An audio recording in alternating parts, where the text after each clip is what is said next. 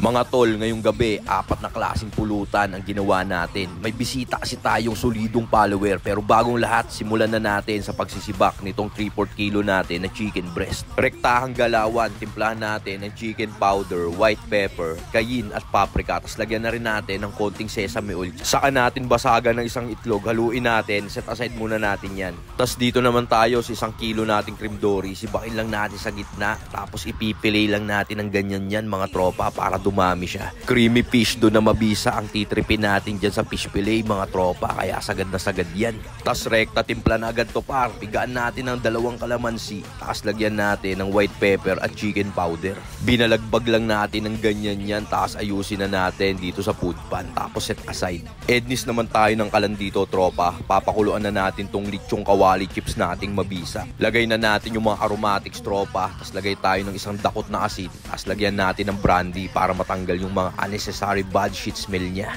After 20 minutes ng pakulo, hanguin na natin, tas rekta salang na agad dito sa ating air fryer mga ropa. Wala nang maraming bulada, set natin sa 20 minutes sa 200 degrees Celsius. Tas dito naman, lagyan na natin ng all-purpose flour tong manok na pang Manchurian chicken natin mga ropa. Kinakamay ko talaga ng ganyan para pasok na pasok yung mga aromatics par. Parang chicken poppers na datingan yan tol. Tas ednisan na natin yan ng kalan. Lagay natin tong wok galing wokbang. Check nyo, nasa yellow basket ko yan. Tapos naglagay na tayo ng bagong mantika. Yung uminit yung sheet, lagay na natin tong mga manok natin. Napakasagad niyan tol. Tapos dito naman sa ating fish fillet, lagyan na rin natin ng all-purpose flour.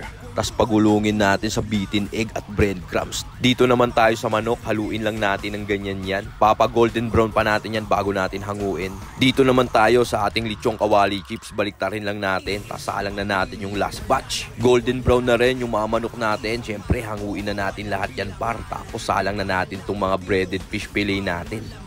Maghiwa na rin tayo ng gagamitin nating panglumpiang toge natin mga tol. Mabilisang pahabol lang ni tropa yan. Sibak na rin tayo ng sibuyas at bell pepper mga tol. Tapos hanguin na rin natin tong mga breaded fish fillet nating mabibisa mga tol. Tignan nyo naman.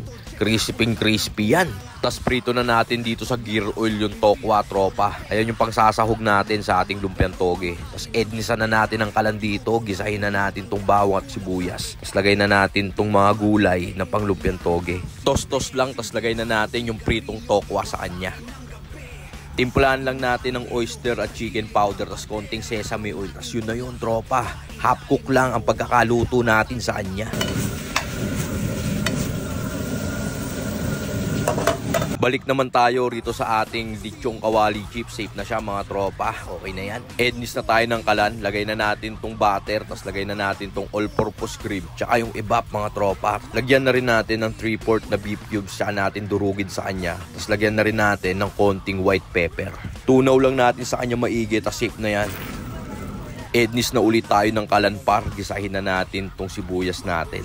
Sunod natin tong bell pepper, saute lang natin maigi yan. Saka natin lagay tong mga manok natin. Tostos lang natin maigi tropa. Tapos antimano, timplahan na natin ng sweet chili sauce. Tapos lagyan na rin natin yan ng oyster sauce at konting seasoning. Wala na tayong ibang linagay na pampalasa dyan mga ropa. Niluto ko lang sa high flame yan. Tapos lagyan lang natin ng sesame oil nung tapos na siya.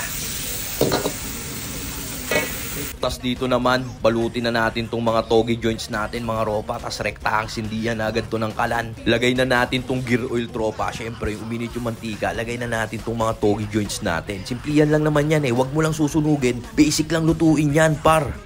Lagay na natin tong lettuce dito sa ating mabisang wooden plate tropa. Saka natin ilagay tong toge joint natin mga par. Tapos lagay na rin natin tong mga breaded fish fillet natin. Tsaka natin buhusan ng creamy fish sauce. Mabisa pa sa sauce ng carbonara yan tropa. Tapos lagay na natin ngayon itong Manchurian chicken nating sagad na maulol-ulol yung bisita ko si Michael Renz. Sobrang sarap naman kasi niyan tropa. Lagay na rin natin ngayon itong ating crispy lechong kawali chips na mala chicharong bagnet sa lutong tropa. Tapos na rin tayo magluto ng 4 na klaseng solidong pulutan.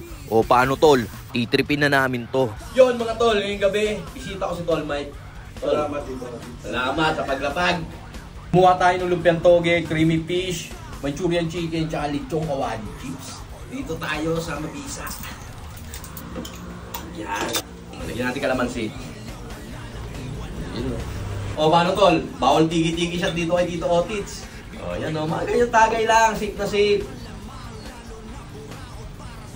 Kabisa. Bawal lang tiki-tiki shot kay Tito Otis. Thank you, Tito Otis. Walang problema. Salamat.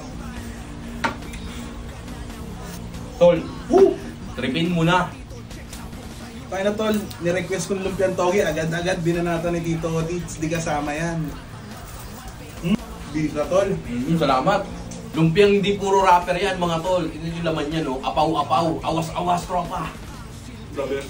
Shoutout nga pala sa tita Tina ko. Sa kumparing Sedi, kumparing Imor, kumparing Rexy, Kiko, Galo. Tito Otis, napakabisa tol. Creamy fish doon na mabisa. Ang ina tol, tignan nyo. Kung gaano kadaming sauce yan.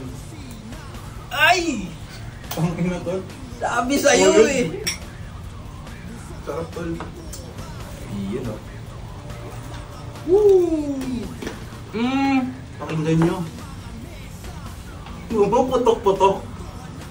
Ang sarap.